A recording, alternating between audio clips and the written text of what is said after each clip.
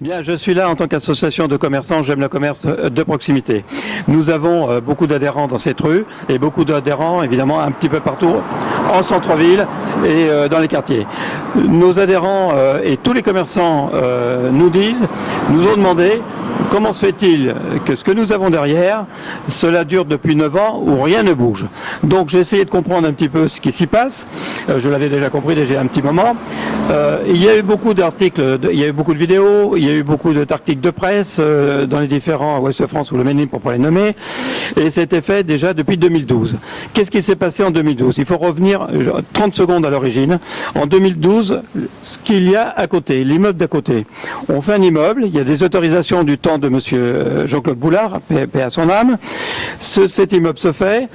Malheureusement, pour des raisons qui ne me regardent pas, enfin qui me regardent, mais je veux dire, pourquoi je peux pas les dire, l'immeuble du 86 ici s'écroule en partie, et ensuite, par rapport à des pluies et dossiers, s'écroule ici. Donc, mise en péril des deux immeubles, la mairie intervient, les 11 personnes, alors je vais te dire une chose, j'ai parlé des opprimés, parce que dans tous les articles de presse ou vidéos que j'ai vus, on ne parle pas des personnes qui sont habitantes, qui étaient propriétaires ici. Je les appelle les opprimés parce que c'est des Cambodgiens. J'ai eu l'occasion d'en connaître un, et ils m'ont expliqué qu'à l'époque, ils ne parlaient pas bien le français. Donc je ne pense pas qu'ils étaient bien conseillés. Alors pourquoi je ne peux pas trop parler aujourd'hui de ce qui se passe, on va revenir au public, de ce qui se passe derrière en privé, pour une simple raison, c'est que l'avocat qui a ce dossier donne ses dires au tribunal de grande instance du Mans le 7 octobre. Donc je ne peux pas rentrer moi en tant qu'association de commerçants sur un dossier qui est en cours, où il y aura des conclusions qui vont être données, et ça sera au tribunal de gérer ce problème, mais qui est un problème récurrent depuis 9 ans. Par contre, on peut parler du public. Pourquoi nous avons ça depuis 9 ans? Alors, on nous dit, monsieur le premier vice-président du Mans Métropole, monsieur Kounil, encore la semaine dernière, nous dit oui, c'est pas normal, ça fait 9 ans que ça dure, on va refaire une expertise et on va remettre les choses en place. Alors, je tiens à dire à monsieur Kounil, avec tout le respect que je lui dois, il me connaît bien, le dossier, vous l'avez depuis 9 ans. C'est un dossier privé. Or, nous sommes sur un domaine public. Qu'est-ce qui se passe sur ce domaine public? On l'a ici. On a des chutes de pierres qui sont continues, et tous les commerçants de partout vous le diront. Nous avons le risque éventuellement pas éventuellement d'ailleurs, d'un effondrement. Et en plus, à l'époque, en 2012, monsieur Boulard et ses services, et vous, je crois, monsieur Kounil, ou vos prédécesseurs, vous avez mis une mise en péril de ce dossier. Comment se fait-il que, il a été enlevé, et moi je pose des questions aujourd'hui, comment se fait-il qu'au bout de 9 ans, ça n'ait pas bougé? J'ai fait 2 vidéos dernièrement sur la page J'aime le commerce de proximité.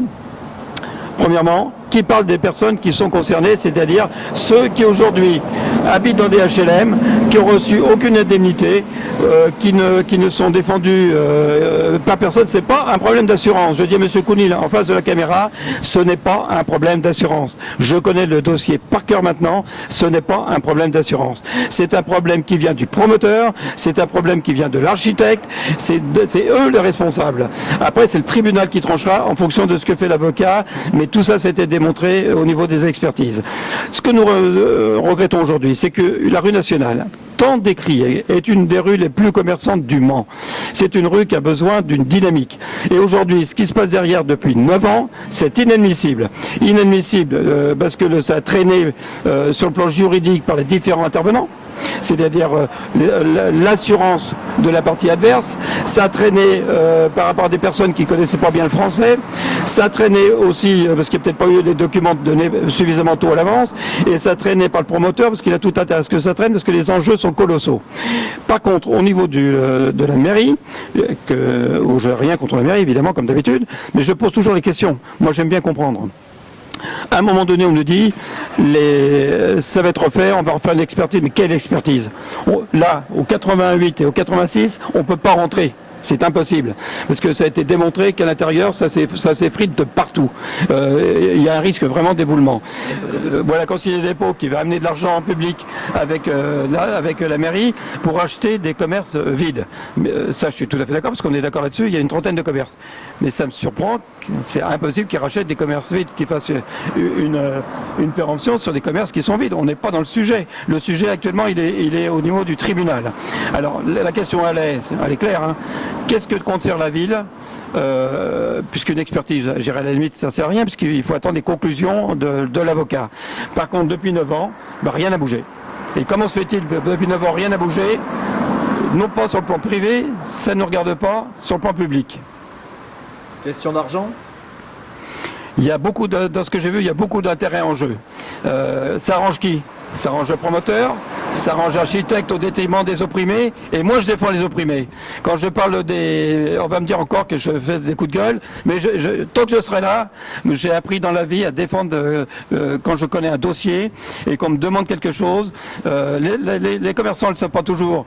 Des fois ils disent oui mais ils rouspètent, mais je rouspète pas pour rien. Oui, alors, effectivement, c'est un problème qui dure depuis des années et des années. Malheureusement, jusqu'à maintenant, le dossier avait du mal à avancer. Alors moi, à titre particulier par rapport à mon commerce et donc à une clientèle de personnes à mobilité réduite, l'impossibilité d'emprunter ce trottoir pose un gros souci. Si j'ai des gens qui arrivent par exemple en fauteuil roulant et qui se trouvent bloqués par les barrières, obligés de passer sur la rue, sauf qu'en étant valide, on peut passer le trottoir, en étant en fauteuil roulant ou en scooter ou en fauteuil électrique, on ne peut pas, et hormis faire demi-tour et rebrousser chemin, il n'y a pas d'autre solution. Donc ça pose un gros problème de sécurité et si ce n'est quotidiennement, toutes les semaines, en tout cas j'ai des remarques auprès de clients qui me disent de rencontrer ce souci pour venir chez moi. Donc c'est quand même dramatique que ça dure depuis des années et qu'on n'arrive pas à trouver de solution pour sécuriser les trottoirs d'une rue quand même où il y a beaucoup de commerces et beaucoup de passages. Voilà. D'après vous, ça prévient de quoi? Alors, on entend, il y a des oui-dire, hein, il y en a qui jettent la faute sur la mairie, d'autres sur les propriétaires, d'autres sur les assurances. On a un petit peu du mal à savoir au final d'où vient le souci. En tout cas, personne n'arrive à se mettre d'accord et rien ne bouge jusqu'à aujourd'hui. Chacun s'en rejette la vanne. Exactement.